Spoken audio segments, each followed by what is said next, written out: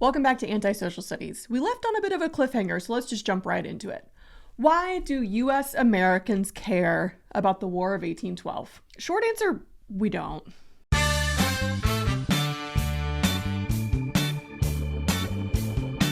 U.S. Americans don't really care about the War of 1812, but you know who does? Canadians. Oh, hey, Canada. Sorry we never learn about you. You know what they say, the squeaky whale gets the grease, that sort of thing. Americans are just so loud and proud about our history that we kind of force everyone to learn it. The War of 1812 was an important moment for establishing a sense of national unity amongst Canadians.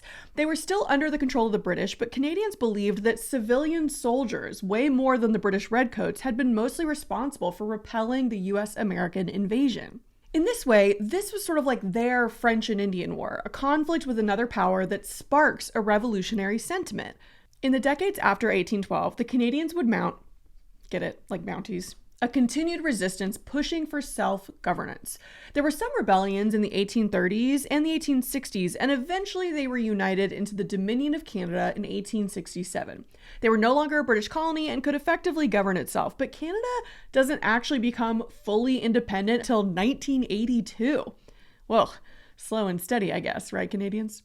Now, before we move away from Canada and possibly never talk about it again, did you know that the Canadians had their own Paul Revere during the War of 1812, and she was a woman? Laura Secord walked 30 kilometers, it's 18 miles, to warn British soldiers of an American plan to attack their outpost at Beaver Dams. It's so Canadian. Her trek to warn the British that the Americans were coming, she's literally like the bizarro Paul Revere, has made her a legend in Canadian history and a poster child for the growing sentiment that the War of 1812 was won by local Canadians, which again, it's not quite true, but the Canadians felt like it was, and that's really what matters. And you know who else really cares about the War of 1812? Indigenous Americans. It's true that no side really won the war, but it's pretty clear that the Native Americans lost. Going back to Tecumseh, many Indigenous allies of the British and the Canadians died, including Tecumseh himself, and the war also ended any real hope of stopping American expansion into the West. For their part, the British did try to negotiate for the creation of an independent Indian territory at the Treaty of Ghent, but the Americans refused. In this way, the War of 1812 was basically the beginning of the end for any large-scale self-reliance or self-determination for Indigenous Americans in North America. So, white US Americans don't really care about the War of 1812, but newsflash, we should. Although nothing really tangible came out of the war, a lot of intangibles grew from the fact that we didn't lose again. Woohoo! You might say that the war sparked a new time period in American history where everyone felt really good about themselves. Historians creatively call this the era of good feelings. So why were Americans feeling good after 1812? Nationalism. We had sort of fended off the British, and we were really proud of that. In many ways, the War of 1812 was like our second American Revolution. Up until that point, most European nations were watching the US just kind of waiting for us to fall apart without a king. But after 1812, it was clear that we were an established country that might stick around for a while. After the war, Americans were able to take a deep breath and settle into this whole being a country thing. Because it coincided with the end of the Napoleonic Wars, we also could pay less attention to the fighting and political intrigue in Europe and just focus on ourselves for a little while. Now, we extended this sentiment on behalf of the rest of the Americas in our Monroe Doctrine. Side note, whenever you're a president who has like a really critical foreign policy change, it becomes a doctrine.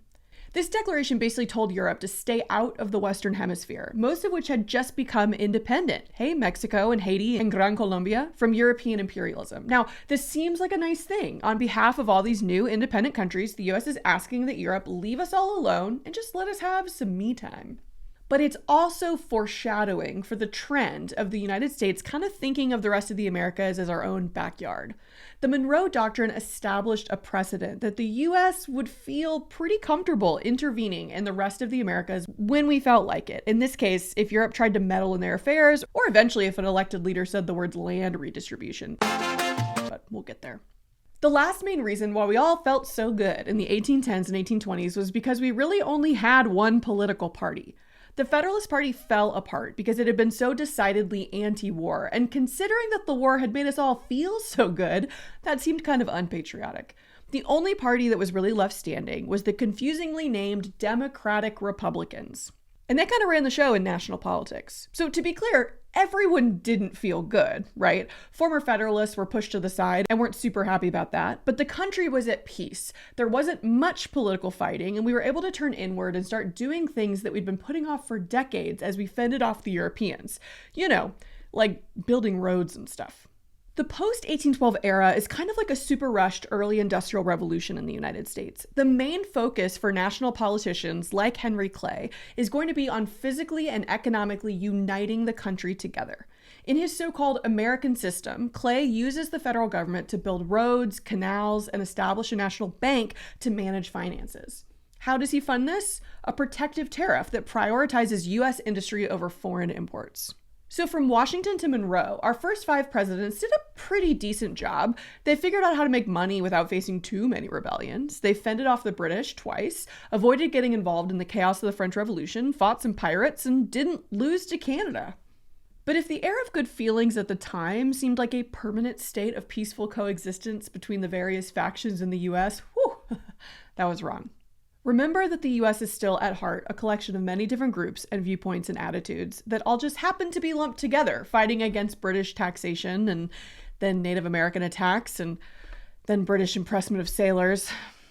The era of good feelings was really just the calm before the storm, because the US still had deep-seated disagreements that they were failing to address in the name of unity, compromise, and peace. But it's fine. I'm sure these issues won't ever come up again, and everyone in the US will just agree to be cool and stop enslaving other people and maybe treat women better and acknowledge that non-white people exist, and there definitely won't be a civil war. To be continued. Thanks for watching. Like and subscribe, and go join patreon.com/antisocialstudies.